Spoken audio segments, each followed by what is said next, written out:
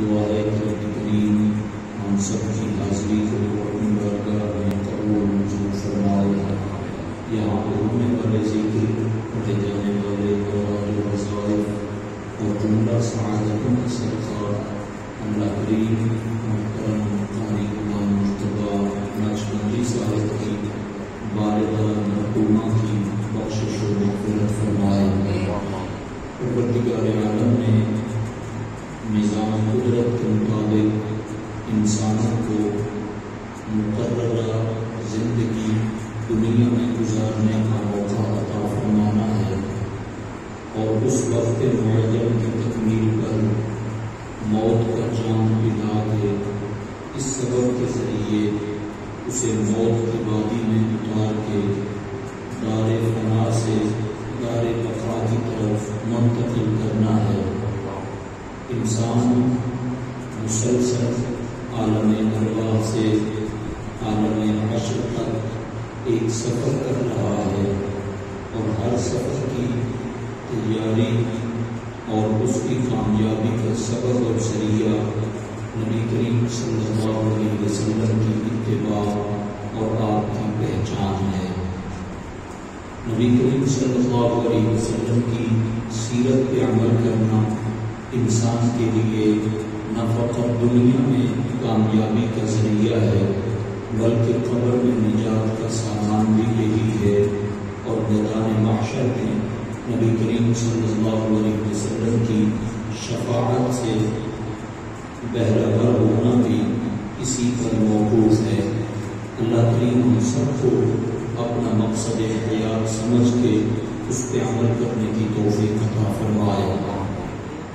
نبی کریم صلی اللہ تعالیٰ علیہ وسلم نے ارشاد فرمایا، اذا مات الانسان انقطع عنہ عملہ، کہ جب کسی انسان کی وفات ہوتی ہے، موت آ جاتی ہے، تو اس کے اعمال کا سلسلہ رک جاتا ہے، الا من ثلاثۃ، مگر 3 عمل ایسے ہیں کہ اگر انسان اپنی زندگی میں کر جائے تو بے شک یہ قاعدہ لاگو ہر کسی پر ہوتا ہے، لیکن وہ 3 کام ان میں سے کوئی ایک کام کر کے جانے والا، اس کے لیے یہ قاعدہ لاگو نہیں ہوگا، بلکہ اس کے اعمال کا سلسلہ اس کی وفات کے بعد بھی جاری و ساری رہے گا۔ صدقۃ جاریۃ، سب سے پہلی چیز جو نبی کریم صلی اللہ علیہ وسلم نے ذکر فرمائی وہ صدقہ جاریہ ہے۔ اس کا مفہوم اتنا عام ہے کہ دنیا میں رہ کر کوئی ایسی نیکی کر کے جائیں کہ جس کو باقی رکھتے ہوئے دوسرے لوگ اس سے نفع حاصل کرتے رہیں،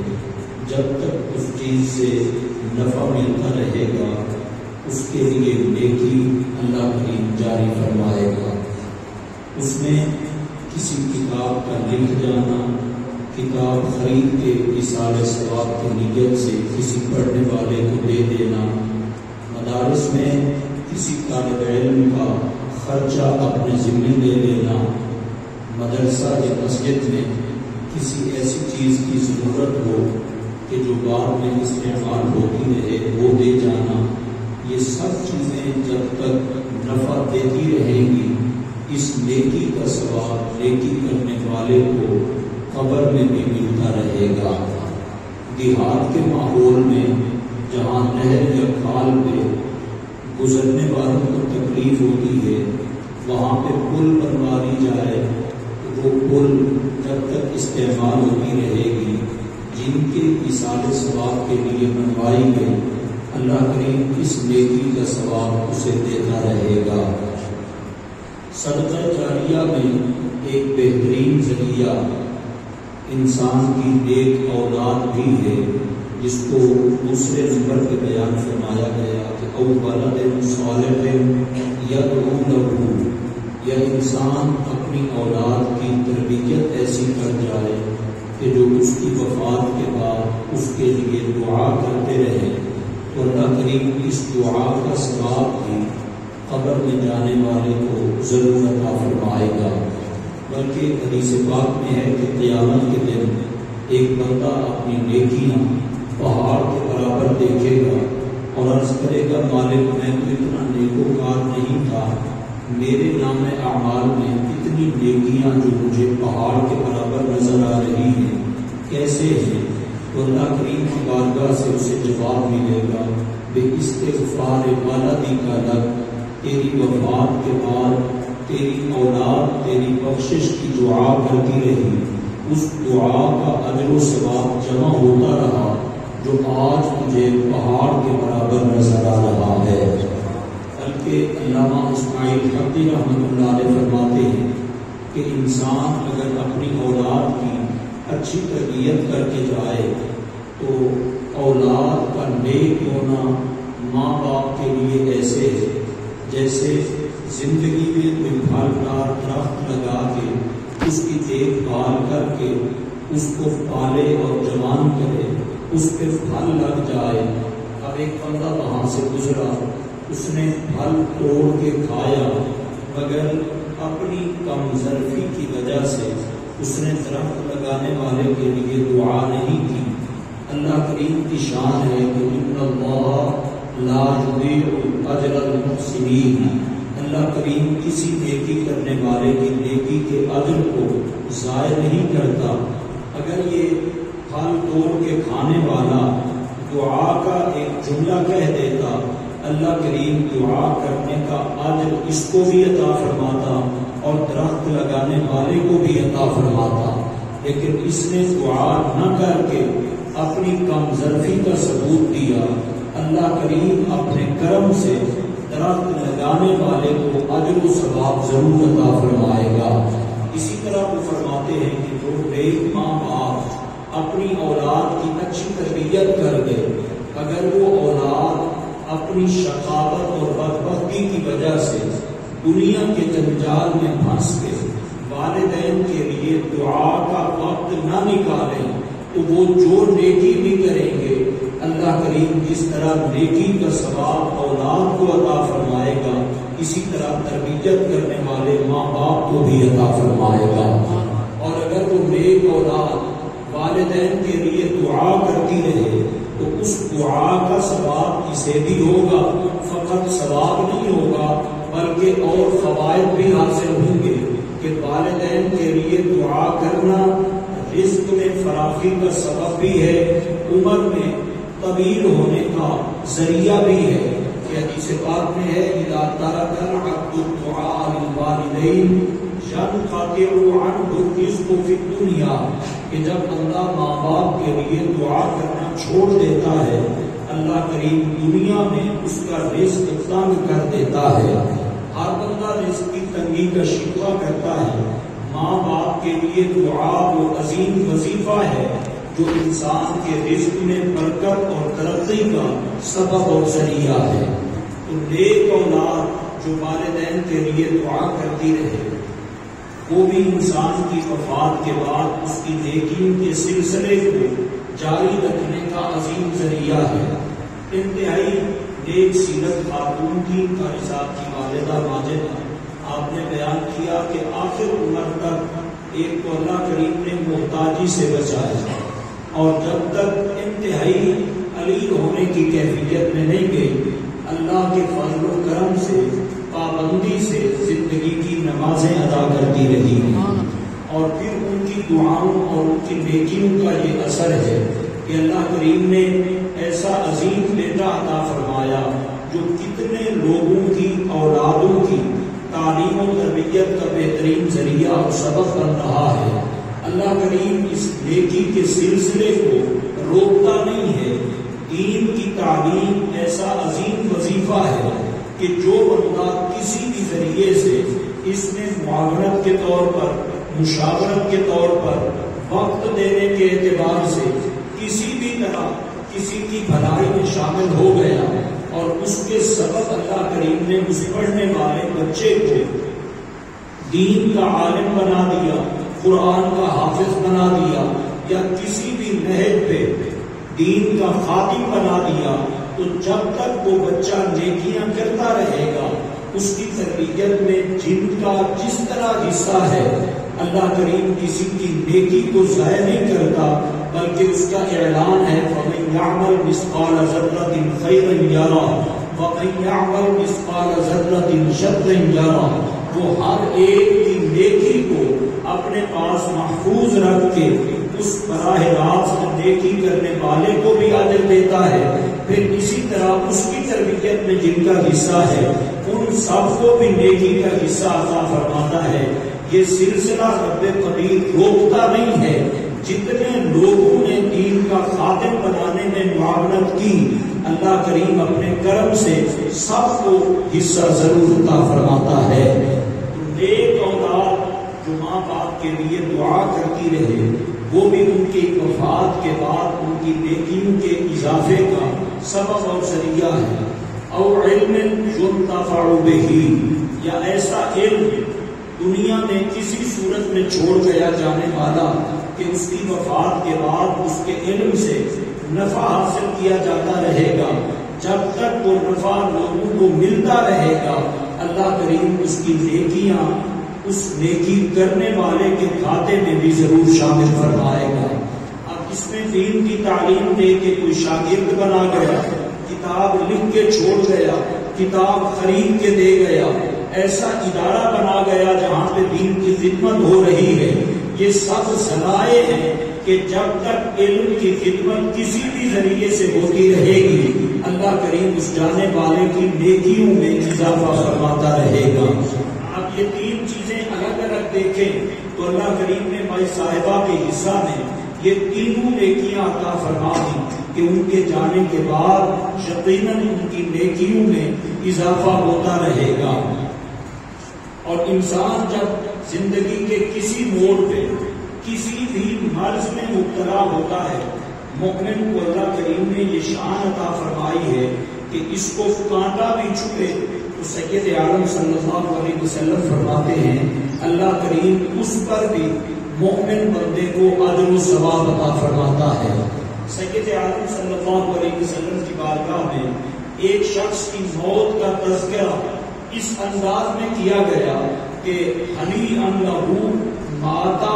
ولم یبتلا بمرض، کہ فلاں بندے کو بڑی مبارک ہو کہ اس کی موت اس حالت میں آئی کہ وہ کسی مرض میں مبتلا نہیں ہوا۔ یعنی ذکر کرنے والے کے ذہن میں یہ تھا کہ شاید بندہ بیماری کی وجہ سے رب کی گرفت میں ہوتا ہے، فلاں بندہ بیمار نہیں ہوا اور دنیا سے چلا گیا۔ نبی کریم صلی اللہ علیہ وسلم نے فرمایا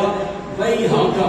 تجھ پر افسوس ہے، کیا تجھے اتنی خبر نہیں کہ بندے کے لیے رب کی بارگاہ میں جو مقام مقدر ہوتا ہے وہ اپنی محنت اور اپنی نیکیوں کی وجہ سے اس مقام کو نہیں پا سکتا۔ اللہ کریم اس بندے کو کسی مرض میں آزمائش کے طور پر مبتلا کرتا ہے، پھر اس بندے کو اس مرض پہ صبر عطا فرماتا ہے، اور صبر کے بدلے جو اللہ کریم اجر دیتا ہے اس کا کوئی حساب اس نے نہیں رکھا۔ اس بیماری پہ صبر کرنے کی وجہ سے اللہ کریم اس کو اس مقام تک پہنچا دیتا ہے جو رب کی بارگاہ میں اس کے لیے مقدر ہوتا ہے۔ یعنی نیکیاں بندے کو اس مقام تک نہیں پہنچاتی جتنا بیماری پر صبر اس کو بلند مقام دلوا دیتا ہے۔ تو فرمایا کہ بیماری اگر گناہگار بندے کو آئے تو اس کے گناہ جھڑ جاتے ہیں، اور سید عالم صلی اللہ علیہ وسلم کی سنت مقدسہ ہے بیمار کی عیادت کرنا۔ آپ جب بھی بیمار کی عیادت کے لیے جاتے تو اس کو تسلی کے لیے جو کلمات فرماتے وہ یہی ہوتے کہ کوئی بات نہیں، بیماری آئی ہے یہ تجھے گناہوں سے صاف کر کے جائے گی۔ اور اگر آدمی نیک ہو جس کے پاس مرض آیا، اللہ کریم اس مرض کی وجہ سے اس کے درجات اپنی بارگاہ میں مزید بلند فرماتا ہے۔ اللہ رب العزت نے اپنی قدرت سے انسان پیدا فرمائے اور انسانوں کو تمام مخلوقات پر فضیلت و برتری عطا فرمائی کہ اسے اشرف المخلوقات کے لقب سے نوازا، اس کے سر پہ تاج کرامت سجایا، ساری مخلوق پہ اسے فضیلت دی۔ پھر انسانوں میں سے اللہ کریم نے صاحبان علم کو، صاحبان ایمان کو بلندی عطا فرمائی۔ ایمان ایمان والوں میں سے بھی جن کو علم کی دولت سے مالا مال کیا، فرمایا والذین اوتوا العلم درجات، کہ وہ لوگ جن کو علم دیا گیا ان کے درجات مزید بلند فرمائے۔ پھر جنہوں نے علم کے تقاضوں کے مطابق عمل کیا، اللہ کریم نے اس کو عمل کے مطابق مزید مقام میں بلندی عطا فرمائی۔ اس لیے کہ فرمایا علم بلا عمل کا جسد بلا روح، بغیر عمل کے علم ایسے ہے جیسے بغیر روح کے جسم ہو۔ مگر یہ کسبی مقامات حاصل کرتے کرتے ایک مقام تابعین کا آتا ہے، تابعین سے اوپر صحابہ کا مقام ہے۔ صحابی اس کو کہتے ہیں جس نے ایمان کی نظر سے نبی کریم صلی اللہ علیہ وسلم کی زیارت کی ہو اور ایمان کی دولت سلامت لے کے دنیا سے چلا گیا ہو، وہ صحابی ہے۔ دنیا کے لاکھوں کروڑوں اولیاء اقواس اقطاب جمع ہو جائیں، کسی ایک صحابی کے مقام کی برابری نہیں کر سکتے، اور سارے صحابہ جمع ہو جائیں کسی پیغمبر کے مقام کی برابری نہیں کر سکتے۔ آگے تقابل درست نہیں، مگر اللہ کریم فرماتا ہے تلک الرسل فضلنا بعضهم على بعض منهم من کلم اللہ ورفع بعضهم درجات۔ فرمایا یہ رسولوں کی جماعت ہے، ان میں سے بعض کو بعض پر ہم نے فضیلت کی، ان میں سے وہ بھی ہیں جن سے رب نے کلام کیا، اور کچھ کے درجات ان سے بھی بلند کیے۔ جن کا درجہ سب سے اونچا ہے وہ بقول تاجدار بریلی رضی اللہ تعالیٰ عنہ آپ فرماتے ہیں کہ سب سے اعلیٰ و اولا ہمارا نبی، سب سے بالا و بالا ہمارا نبی، خلق سے اولیاء، اولیاء سے رسول، اور رسولوں سے اعلیٰ ہمارا نبی۔ مقام نبوت اور منصب رسالت اللہ کی مخلوق میں سب سے بلند ترین مقام ہے، لیکن اس مقام پہ فائز ہونے کے بعد بھی بندہ رب کی عبادت سے بھی بے نیاز نہیں ہے، ماں باپ کی خدمت سے بھی بے نیاز نہیں ہے۔ جس کو رب قدیر نے جتنا مقام دیا وہ جتنا ماں باپ کی خدمت کرے گا اس کے مقام و مرتبہ میں مزید بلندی آئے گی۔ حضرت بایزید بستامی رحمۃ اللہ علیہ آپ دنیا سے الگ تھلگ ہو کے جنگلات میں رب کی عبادت کرتے رہے۔ فرماتے ہیں 12 سال کا طویل عرصہ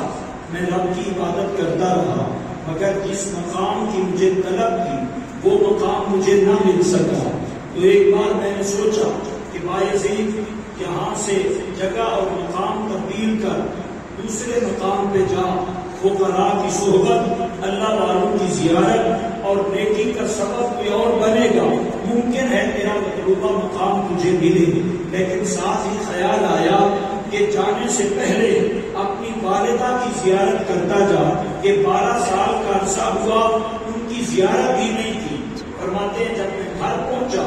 رات کا پچھلا پہر تھا، سردیوں کا موسم تھا، میں نے کہا کہ اتنا عرصہ ماں کی خدمت نہیں کر سکا تو اس کے آرام میں بھی خلل نہ دوں، کچھ دیر انتظار کر لیتا ہوں، امی جاگے گی تو پھر میں حاضر ہو کے زیارت کروں گا۔ فرماتے ہیں کچھ دیر کے بعد جب مجھے محسوس ہوا کہ گھر سے آنے والی نالی میں پانی چلا تو مجھے احساس ہوا کہ امی جاگتے ہی ہیں اور انہوں نے تہجد کی تیاری کرنی ہے۔ تو فرماتے ہیں آہستہ سے میں نے دروازے پر دستک دی تو ماں نے پوچھا نہیں کہ بیٹا کون ہے، فوراً فرمایا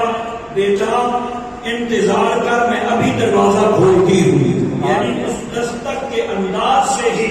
ماں نے اپنے بیٹے کو پہچانا، نام پوچھنے کی ضرورت نہیں آئی۔ فرماتے تھوڑی دیر میں وہ وضو کر رہی تھی، وضو مکمل کر کے دروازہ کھولا، میں نے قدم بوسی کی تو ماں نے پوچھا بیٹا کس طرح؟ میں نے اپنا سارا مدعا بیان کیا،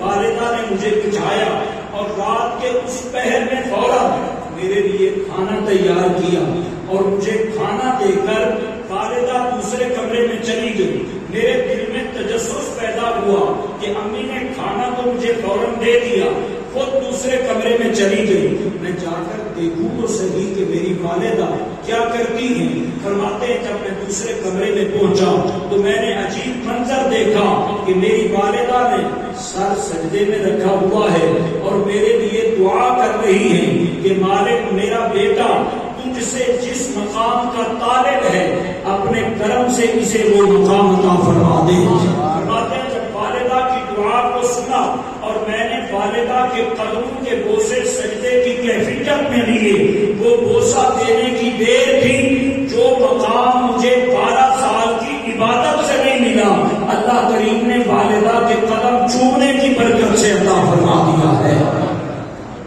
باب مدینۃ العلم مولا کائنات حضرت سیدنا علی المرتضی کرم اللہ تعالی وجہہ الکریم جناب سیدنا فاروق اعظم رضی اللہ تعالی عنہ کی معیت میں طواف کعبہ کر کے فارغ ہوئے، مطاف سے باہر آئے اور ایک بندے کو دیکھا جس کے کندھوں پر ایک سامان کی گٹھڑی محسوس ہوتی تھی، مگر وہ بندہ اپنی زبان پہ چند کلمات ذکر کر رہا تھا۔ اس کے جملے یہ تھے کہ مالک میں اپنی والدہ کی وہ سواری ہوں، جب سواریاں تھک جاتی ہیں میں تھکتا نہیں ہوں، جب زمین میں نشیب و فرات آنے کی وجہ سے سواریاں بدک کر سوار کو گرا دیتی ہیں میں اس وقت بدکتا نہیں ہوں، سواریاں تھکتی ہیں تو میں تھکتا نہیں ہوں، سواریاں سوار کو گراتی ہیں میں گراتا نہیں ہوں۔ اب ذرا غور کیجئے گا کہ باب مدینۃ العلم جناب سیدنا علی المرتضی رضی اللہ تعالی عنہ نے جناب سیدنا فاروق اعظم رضی اللہ تعالی عنہ کی خدمت میں عرض کیا کہ حضور آئیں، ہم نے طواف تو کر لیا مگر والدہ کی خدمت میں، والدہ کی محبت میں جس حسین انداز میں یہ بندہ رب کے گھر کا طواف کرنے کے لیے جا رہا ہے، جو رب کی رحمتیں اس پر نازل ہوں گی اللہ کریم اس رحمت سے ہمیں بھی حصہ عطا فرمائے گا۔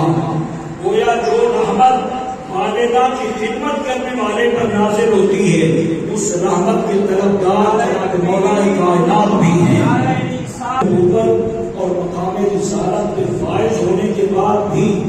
انسان کو والدین کی خدمت کی ضرورت رہتی ہے اور ان کی دعاؤں کی بدولت ہمیشہ انسان کے مقام میں بلندی آتی ہے۔ ابتدا میں اس آیت کو میں نے تلاوت کیا، اللہ کریم نے حضرت سیدنا عیسیٰ علیہ السلام کے وہ صفات اور وہ اخبار ذکر فرمائے جو آپ نے بچپن میں قوم کے سامنے اس وقت پیش کیے کہ جب آپ کو والدہ گود میں لے کر آئیں تو قوم نے کہا یا ہارون ما کان ابوکی امرأ سوء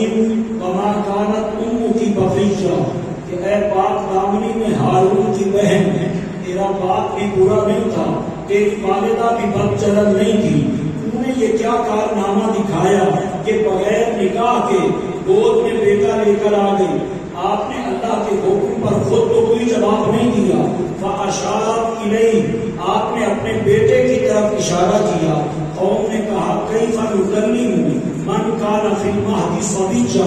مریم نے تو کام ایسا کیا کہ ہمارے سر شرم کی وجہ سے جھک گئے، پھر ہمیں بے وقوف بناتی ہے کہ ہم بچے سے بات کریں جو ابھی پگھوڑے میں ہے، اور ان بے وقوفوں کو پتہ نہیں تھا کہ عام بچے کا بچپن اور ہوتا ہے، جو رب کا پیغمبر بن کے آئے اس کا بچپن بھی بے مثال ہوتا ہے۔ ابھی قوم نے کچھ پوچھا نہیں تھا، آپ خود بولے، فرمایا انی عبد اللہ، میں اللہ کا بندہ ہوں، آتانی الکتاب وجعلنی نبیا،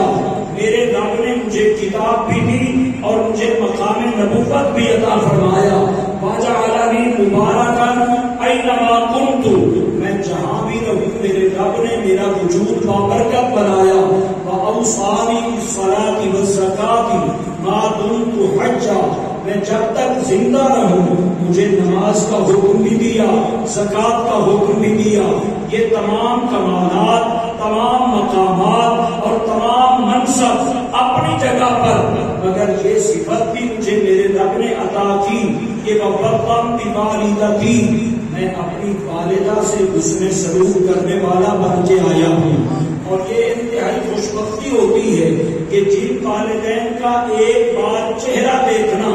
اللہ اللہ کریم مقبول حج کے برابر بنا دیتا ہے. ان والدین کی خدمت کا موقع میسر آئے تو انسان کے لیے پوری زندگی کا سرمایہ ہوتا ہے. انتہائی خوشبختی ہے محترم قاری غلام مرتضیٰ نقشبندی صاحب کی کہ والدہ صاحبہ کی عمر کے آخری حصے میں علالت کے انجام میں ہسپتال کے انتہائی نگہداشت وارڈ میں اللہ کریم نے انہیں والدہ کریمہ کی خدمت کا موقع عطا فرمایا. اللہ کریم ان کی دعائیں ان کے شامل حال فرمائے اور دین کی جس طرح یہ خدمت کر رہے ہیں ان کی دعاؤں کی بدولت اللہ کریم اس میں مزید برکات عطا فرمائے، نظر بد سے محفوظ فرمائے. اللہ کریم ان تمام نیکیوں کا صدقہ ان کے درجات اپنی بارگاہ میں بلند فرمائے. آمین. وما علینا الا البلاغ.